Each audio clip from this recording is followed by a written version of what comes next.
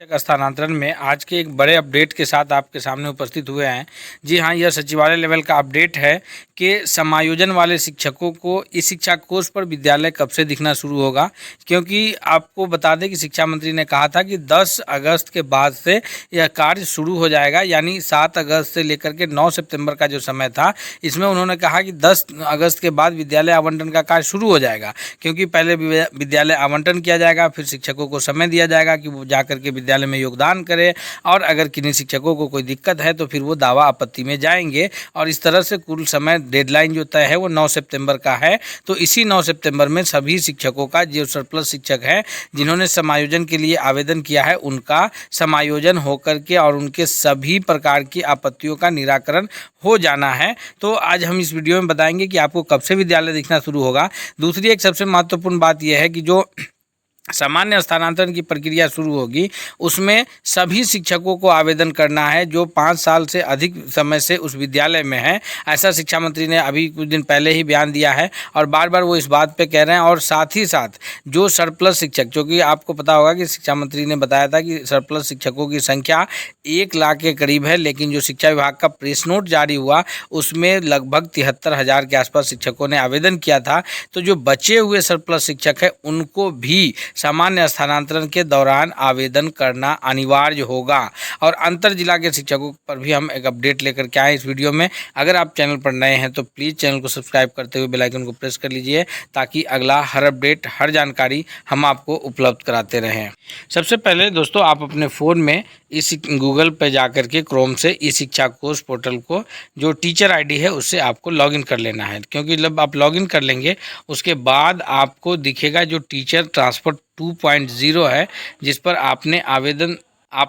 आवेदन जहाँ पर जो सरप्लस शिक्षक समायोजन के लिए आवेदन किए हैं, जिसमें आपने अपना विद्यालय का चयन किया है, वहीं पर आपको जो है वो इंटरफेस दिखेगा। यानी आवेदन के पास नीचे वो आपको इंटरफेस दिखेगा, जहाँ से आपका जो विद्यालय अलॉट होगा उस नए विद्यालय में आपको ट्रांसफ़र पोस्टिंग का जो ऑर्डर है वो लेटर दिखेगा। और जो भी विद्यालय आपको अलॉट किया जाएगा उसके संबंध में आपको जो जानकारी दी जाएगी वो आपके लॉगिन आईडी में ई शिक्षा कोष पोर्टल पे ही दिया जाएगा। आपको किसी प्रकार की जिला स्तर से या प्रखंड स्तर से कोई सूची नहीं निकलेगी जिसमें आपका नाम होगा कि आपको कौन सा विद्यालय अलॉट हुआ है। आपको जिस प्रकार पिछला स्थानांतरण की प्रक्रिया पूर्ण रूप से इस शिक्षा कोष के अंतर्गत हुआ था, यह स्थानांतरण की प्रक्रिया भी इस शिक्षा कोष पोर्टल पे होगा। और यह 10 तारीख के बाद तो हम ऐसा संभव है, क्योंकि आपको पता होगा कि पटना में जो शिक्षा विभाग की तरफ से 2 दिन का कार्य शिविर रखा गया था, जो चिंतन मंथन किया गया है। तो सभी डीईओ, डीपीओ, आरडीडी, ये सभी जो भी जिला स्तर के बड़े पदाधिकारी हैं वो उस शिविर में उपस्थित थे। तो ये 2 दिन जो गया है, इस 2 दिन में कार्य जो है उस स्तर पर नहीं हो सका है। तो संभव है कि जो सरप्लस शिक्षक है उनको जो विद्यालय आवंटन का कार्य है वो 15 अगस्त, क्योंकि अभी बीच में आगे जो है स्वतंत्रता दिवस का एक बड़ा त्यौहार है जो विद्यालयों में धूमधाम से मनाया जाता है। तो इसमें 15 अगस्त के बाद जो है शिक्षकों को विद्यालय आवंटन दिखना शुरू हो जाएगा। क्योंकि जो अभी 2 दिन के 2 दिन के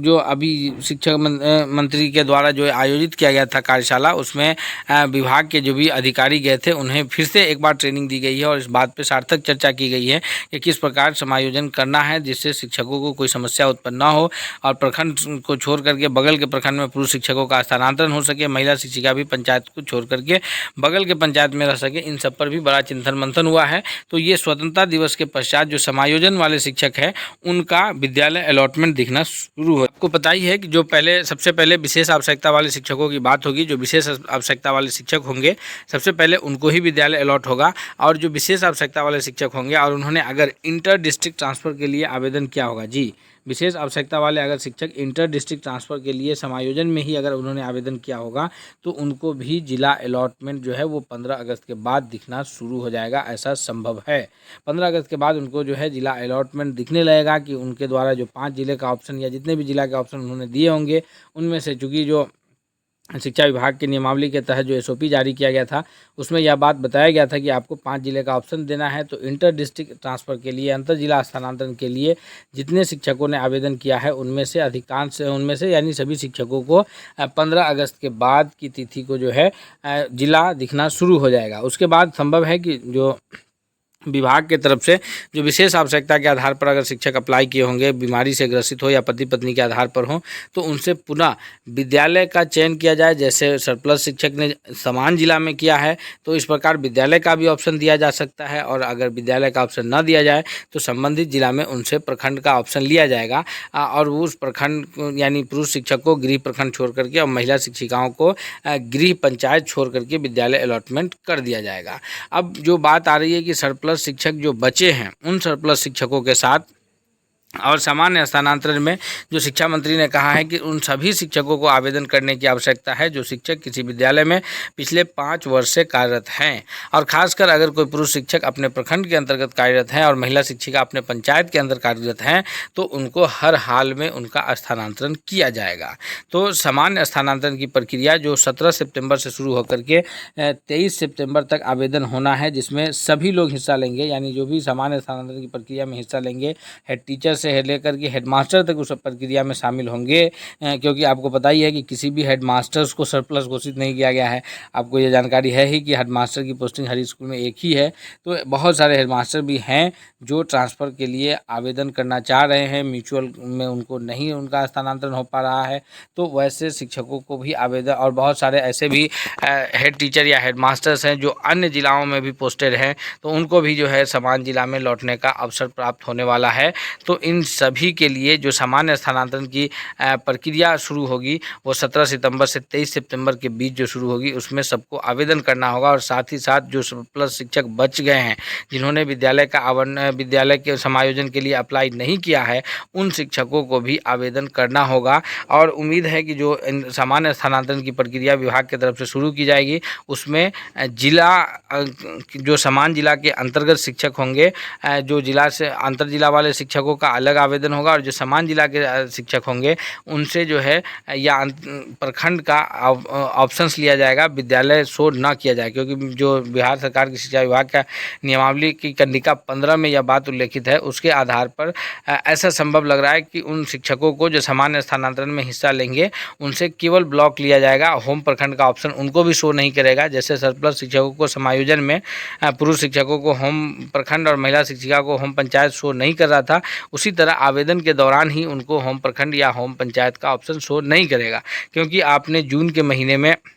DCF फॉर्म भी जमा किया है और इस शिक्षा कोर्स पर अपना प्रोफाइल भी अपडेट किया है, जिसमें आपने अपना परमानेंट एड्रेस और कॉरेस्पेंडेंस एड्रेस भी अपडेट किया है, और आप अपना जो रेसिडेंशियल सर्टिफिकेट है वो अपलोड किया है। तो इस शिक्षा कोर्स आपको ये आइडेंटिफाई कर चुका है कि आपका गृह पंचायत और गृह प्रखंड कौन है, तो वो आपको शो नहीं करेगा, और सामान्य स्थानांतरण की प्रक्रिया में भी आप इसी प्रकार से आवेदन करेंगे। सिर्फ फर्क इतना रह सकता है, उस वक्त की समायोजन में जो शिक्षक अभाव वाले विद्यालय थे उनकी सूची दिख रही थी, लेकिन सामान्य स्थानांतरण की प्रक्रिया में संभवतः प्रखंड का ऑप्शन लिया जाए और स्कूल का ऑप्शन न लिया जाए। लेकिन अगर विभाग की तरफ से इस पर कोई ठोस ये आता है, किसी तरह का विभागीय पत्राचार हो रहा है, तो वो भी हम आपको अपडेट करेंगे कि विद्यालय का अगर ऑप्शन आएगा तो वो भी हम आपको अपडेट करेंगे। आप बने रहिए हमारे साथ, और इस शिक्षा कोर्स पर किसी भी प्रकार का अपडेट आएगा तो हम आपको उपलब्ध कराते रहेंगे। हम मिलते हैं नए अगले अपडेट के साथ, तब तक के लिए बहुत बहुत धन्यवाद।